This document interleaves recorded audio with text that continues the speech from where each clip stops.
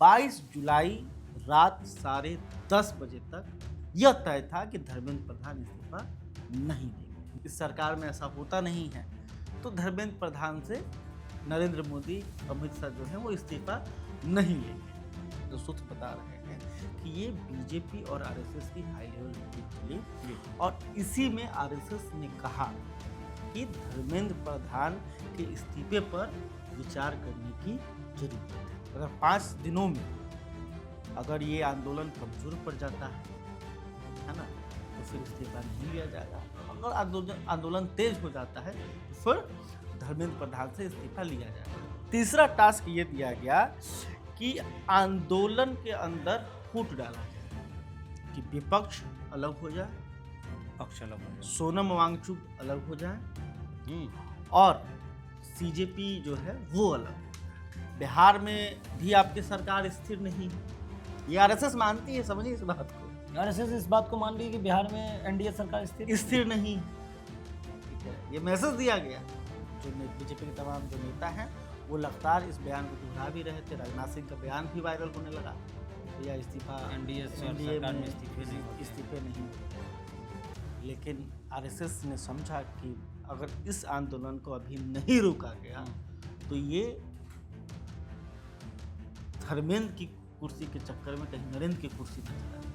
इतना आसान नहीं था धर्मेंद्र प्रधान का इस्तीफा हो जाना। और इन सब के पीछे क्या कहानी है, क्या राज छुपे हैं, अंदर खाने से क्या खबरें थी और पीएम मोदी अमित शाह इस बात पर कैसे हामी भर दिए, पिछले 72 घंटों में क्या हुए थे और जो धर्मेंद्र प्रधान इस्तीफा देने को जो तैयार हुए थे, उनके वो पोस्ट जो लेटर लिखे थे, उनके एक एक शब्द को अगर उस लेटर को आप पढ़े होंगे तो साफ लग रहा होगा कि कितने भारी मन से उन्होंने शब्दों को जो है उस लेटर में दर्ज किया है और खुद ही पोस्ट किया है। ये अपने आप में एक केंद्रीय मंत्री जो लगातार नेता नगरी में जो राजनेता वाला अंदाज में रहा है, इतने बड़े आंदोलन होने के बाद वो हट रहे हैं इन तमाम मुद्दों पे। लेकिन सवाल अब भी यही है कि वो कैसे मान गए, अमित शाह मोदी कैसे मान गए, कैसे तैयार किए। इन पर सीधी बातचीत के लिए हमारे साथ चर्चा में मौजूद है परमवीर जी, मौजूद हैं, जिनसे जानेंगे कि धर्मेंद्र प्रधान का इस्तीफा हो गया। लग रहा था कि नहीं होगा नहीं होगा, ऐसे ही आंदोलन हो रहा है। मोदी ने बहुत आंदोलन देखा, केंद्र सरकार को गिराने के लिए लोगों ने तरह तरह का प्रयास किया। तो धर्मेंद्र प्रधान का इस्तीफा, क्या अंदर खाने की खबरें हैं आपके पास? देखिए, बीजेपी का ये नेचर सिग्नेचर रहा है, अब तक रहा था कि किसी आंदोलन या किसी मांग को लेकर किसी मंत्री से इस्तीफा ये सरकार नहीं लेती थी, है ना। एक अकबर जी दिए थे वो मीटू मामले में, उसके बाद किसी भी मंत्री ने इस्तीफा नहीं दिया था। तो लोगों को लग रहा था कि इस बार भी भले ही आंदोलन हो रहा हो और इन सीजेपी की मांग हो कि धर्मेंद्र प्रधान जो हैं वो अपना इस्तीफा दें, लेकिन मैंने लोगों को लग रहा था कि भाई ये तो नामुमकिन चीज़ है, क्योंकि ये इस सरकार में ऐसा होता नहीं है। तो धर्मेंद्र प्रधान से नरेंद्र मोदी, अमित शाह जो हैं वो इस्तीफा नहीं लेंगे, ये लोग मान के चल रहे थे। 22 जुलाई रात 10:30 बजे तक यह तय था कि धर्मेंद्र प्रधान इस्तीफा नहीं देंगे। 22 जुलाई की रात 10:30 बजे जी। लेकिन उसके बाद पूरी कहानी बदली। आरएसएस की एंट्री हुई। आरएसएस की आरएसएस और बीजेपी की हाई लेवल सीक्रेट मीटिंग चली। इसमें बीजेपी के तरफ से प्रधानमंत्री नरेंद्र मोदी थे, अमित शाह थे, जितेंद्र सिंह जो केंद्रीय मंत्री हैं वो थे और जेपी नड्डा भी शामिल थे। अगर आरएसएस की बात करें तो आरएसएस की तरफ से सरकार वाहक थे दत्तात्रेय खोसबोले, इसके अलावा अरुण कुमार, कृष्ण गोपाल और भी 1-2 पदाधिकारी इसमें शामिल थे। सीक्रेट मीटिंग जो है रात को ये चली, ठीक है। कहाँ हुई, कैसे हुई, इसकी बहुत कम जानकारी है, लेकिन जो मीडिया रिपोर्ट बता रहे हैं, जो सूत्र बता रहे हैं कि ये बीजेपी और आरएसएस की हाई लेवल मीटिंग चली और इसी में आरएसएस ने कहा कि धर्मेंद्र प्रधान के इस्तीफे पर विचार करने की जरूरत है। आरएसएस ये कह रही है बीजेपी को जी। तो देखिए, पहले तक क्या है कि प्रधानमंत्री नरेंद्र मोदी और गृह मंत्री अमित शाह का समर्थन धर्मेंद्र प्रधान को था। प्रधानमंत्री और अमित शाह नहीं चाह रहे थे कि धर्मेंद्र प्रधान जो हैं वो इस्तीफा दें। लेकिन बाद में जब आरएसएस के साथ मीटिंग हुई, उसके बाद पीएम मोदी का जो है विचार बदला। आरएसएस के मीटिंग के बाद पीएम मोदी का भी विचार बदला। जी। वो बोले, वो भी विचार करने के लिए सहमत हुए कि नहीं, धर्मेंद्र प्रधान से इस्तीफा लिया जा सकता है। लेकिन देखिए, अभी भी अमित शाह जो हैं वो धर्मेंद्र प्रधान के साथ में थे कि नहीं नहीं, मतलब इस्तीफा नहीं लेना चाहिए जी। तो देखिए, उस मीटिंग में ये तय हुआ कि अगला 5 दिन हम लोग देखते हैं, यानी 22 तारीख को ये रात को तय हुआ। तो नहीं, सबसे पहले ये तय हुआ कि नरेंद्र मोदी जो है तुरंत जेनजी को अपना मैसेज देंगे। जेनजी जो है ये नया जनरेशन है, ये बातें नहीं मानती, ये संवाद चाहती है, बातचीत चाहती है। तो नरेंद्र मोदी को ये कहा गया कि आप जो हैं जेनजी से जुड़िए। तो आपने देखा होगा कि रात को 12 बजे नरेंद्र मोदी ने इंस्टाग्राम को चुना। इंस्टाग्राम को क्यों चुना? कि इंस्टाग्राम सोशल मीडिया का वो प्लेटफॉर्म है जहाँ पे सबसे ज़्यादा जेनजी एक्टिव रहते हैं जी। फिर उनका बात करने का तरीका आपने भी नोटिस किया। उन्होंने हमेशा मित्रों, साथियों कहते हैं, लेकिन इस बार उन्होंने कहा हाय फ्रेंड्स। उनके आंखों में नींद दिख रही होगी, चेहरे पर बेचैनी थी जी। वो जानबूझकर दिखाना चाह रहे थे कि हम इस मुद्दे को लेकर सीरियस हैं। और देखिए, हम रात को 12 बजे तक जाग कर इस मामले को देख रहे हैं। ये मैसेज उन्होंने दिया, और कैसे देना है ये सब कुछ तय उस मीटिंग में हुआ, उस सीक्रेट मीटिंग में। हाँ, वहीं पे तय हुआ 10:30 बजे के आसपास। और 12 बजे पीएम मोदी का ये इंस्टाग्राम पे मैसेज आया, वीडियो आया। जी, बिल्कुल। उसके बाद धर्मेंद्र प्रधान पर यह तय हुआ कि धर्मेंद्र प्रधान से इस्तीफा लिया जाए या नहीं लिया जाए, ये अगले 5 दिन तक हम लोग देखेंगे। अगर 5 दिनों में अगर ये आंदोलन कमज़ोर पड़ जाता है ना, तो फिर इस्तीफा नहीं लिया जाएगा। अगर आंदोलन तेज हो जाता है तो फिर धर्मेंद्र प्रधान से इस्तीफा लिया जाएगा। इसके अलावा आरएसएस ने 3 टास्क भी दिए बीजेपी को। आरएसएस, हाँ, उन्होंने कहा कि 3 आपका सुझाव है, इस पे आप लोग काम कीजिए। पहला काम था कि सरकार और प्रधानमंत्री नरेंद्र मोदी के पक्ष में नैरेटिव को आप तैयार करिए। इसके लिए सरकार ने अपना तंत्र का इस्तेमाल किया, पिछले 5 दिनों में देख भी रहे होंगे। जी बिल्कुल। फिर कहा गया कि एबीवीपी जो कि बीजेपी का छात्र विंग है जी। उनके छात्रों को इस प्रोटेस्ट में शामिल कराया जाए। ठीक है, दूसरा टास्क दिया गया।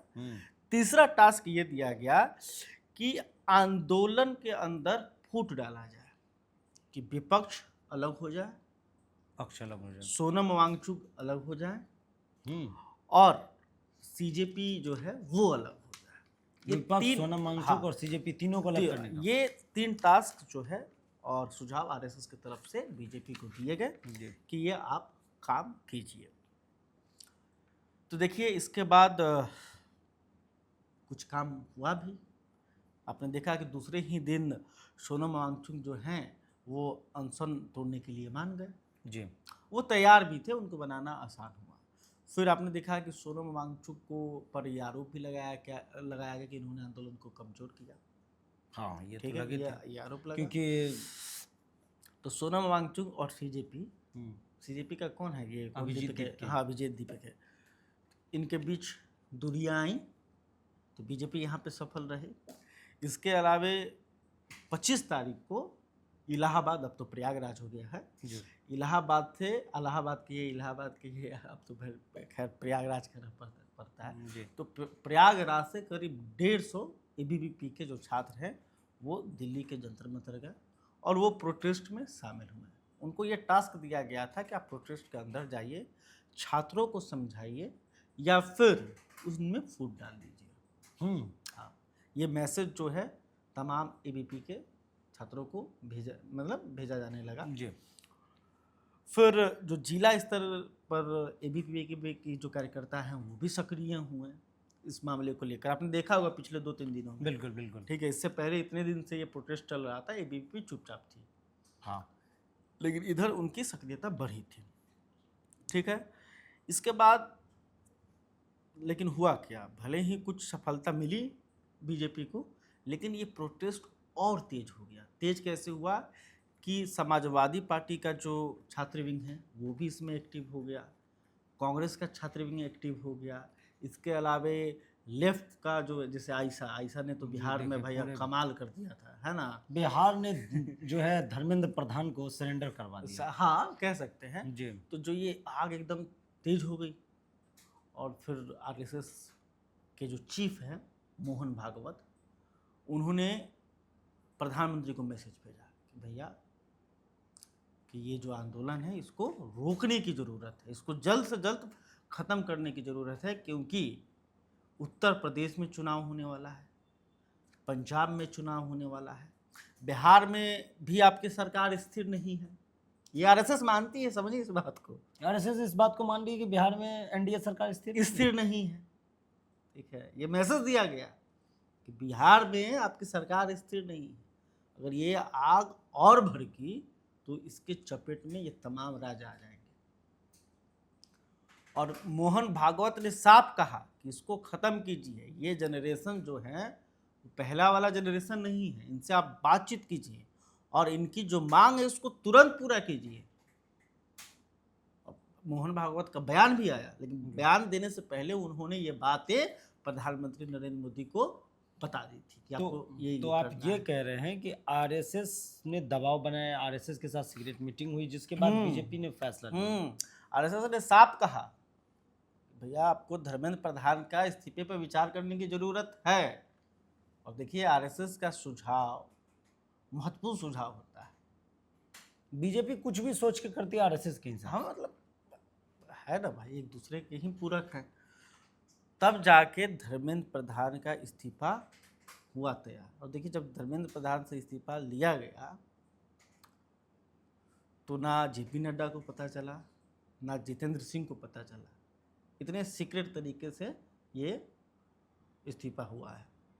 और आप देखिएगा धर्मेंद्र प्रधान का लेटर जो उन्होंने, हाँ मैंने कल वो पत्र भी पढ़ा, 2 पेज का उन्होंने लिखा था, कितना दुख झलक रहा है उनका हर एक आज वाक्य में अगर जो है। उड़ीसा में बीजेपी मजबूत हुई तो रीजन धर्मेंद्र प्रधान को भी देखिए वो अलग बात है, लेकिन तो मतलब कहीं ना कहीं वो हाँ, समझ रहा है कि पार्टी हमको गिफ्ट दी है। वो धर्मेंद्र प्रधान से इस्तीफा लिया गया अंतिम समय में, और 22 तारीख तक ये साफ तय था कि धर्मेंद्र प्रधान इस्तीफा नहीं देंगे। और आप देख रहे होंगे कि बीजेपी और तमाम बीजेपी के तमाम जो नेता हैं वो लगातार इस बयान को दोहरा भी रहे थे। राजनाथ सिंह का बयान भी वायरल होने लगा, भैया इस्तीफा एनडीए में इस्तीफे नहीं होते। लेकिन आरएसएस ने समझा कि अगर इस आंदोलन को अभी नहीं रोका गया तो ये धर्मेंद्र की कुर्सी के चक्कर में कहीं नरेंद्र की कुर्सी ना चली जाए, समझ रहे हैं। मतलब धर्मेंद्र की कुर्सी ने, भाई एक सवाल ये है कि मान के चलिए ये अगर धर्मेंद्र प्रधान का इस्तीफा नहीं होता तो आपके हिसाब से क्या होता? ये प्रोटेस्ट आप देखिए ना, ये घाव हो गया था, समझिए। जब कोई घाव होता है तो उसकी दवाई की जाती है, अगर आप उसको दबाइएगा तो वो और बढ़ेगा, समझ रहे हैं ना जी। घाव को आप रगड़िएगा दबाइएगा तो वो बढ़ते जाता है, तो ये बढ़ते जा रहा था। बीजेपी और तंत्र जो है जितना इसको रोकने की कोशिश कर रही थी ये उतना और भड़क रहा था जी। तो ये जब आपने देखा भी होगा कि जब लाठी चार्ज हुआ बच्चों पर, जब पटना में भी लाठी चार्ज हुआ, जंतर मंतर में हुआ, तो अब बच्चे क्या कह रहे थे, हमको धर्मेंद्र का इस्तीफा नहीं चाहिए, हमको नरेंद्र मोदी का इस्तीफा चाहिए। हम लोग आंदोलन भी कवर कर रहे थे, लॉक कर रहे थे, अब नरेंद्र मोदी का इस्तीफा चाहिए। जैसे जैसे अब लाठी चलेगी, लोगों को चोटें लगेगी तो गुस्सा तो भड़केगा ना जी। समझिए जो बच्चा पुलिस की लाठी खा के आया हो वो अब धर्मेंद्र से इस्तीफे से मानने वाला होगा? नहीं होगा। उसको कहना है भाई ये नरेंद्र मोदी के आदेश पर, अमित शाह के आदेश पर हमको लाठी मारा गया, उनका इस्तीफा चाहिए। अच्छा, ये बिहार का आंदोलन में बहुत सहयोग है, कहाँ बाहो आव, उसके बाद बिहार ही लीड किया ना। आप देखिए ना, बिहार जैसा आंदोलन कहीं पे हुआ क्या? बिहार दिल्ली में जितनी लाठियां नहीं चली उससे ज्यादा बिहार में लाठी चली है कि नहीं चली है बताइए? बिल्कुल, ये तो बात सच है। दिल्ली में गोली चला था, यहाँ पे तो गोली चला, वो भी पूरा फायरिंग, 10-10 राउंड 20 राउंड गोली चलाना पड़ा। जहानाबाद में, सिवान में एसपी पिटा गए यहाँ पे, दिल्ली में ये सब कहाँ हुआ था? गाड़ियां 112 डायल खबर है कि 112 सिवान लेके। में 3 बच्चों को भी गोली लगी है सर। हालात तो काफी नाजुक हो जाते हैं अगर दिल्ली बिहार में जितनी गिरफ्तारियां हुई, जितने लोगों को डिटेन किया गया होता, दिल्ली में किया गया है क्या? नहीं। दिल्ली में लोग लाठियां भी खाए, यहाँ तो बिहार है। मतलब है ना, देखिए ऊपर से जेनजी और जेनजी के ऊपर से ये बिहारी, समझिए कितना खतरनाक मिक्सचर है। जेनजी है ऊपर से बिहारी है। पूछ रहा सर, आंसू गैस सर खत्म हो गया? खैर नहीं। देखिए अब ये तो बातें खत्म हो गई, लोगों ने देखा कि क्या क्या हुआ, लेकिन खबर ये थी कि धर्मेंद्र प्रधान को मतलब बड़ा भारी मन से इस्तीफा देना पड़ा है।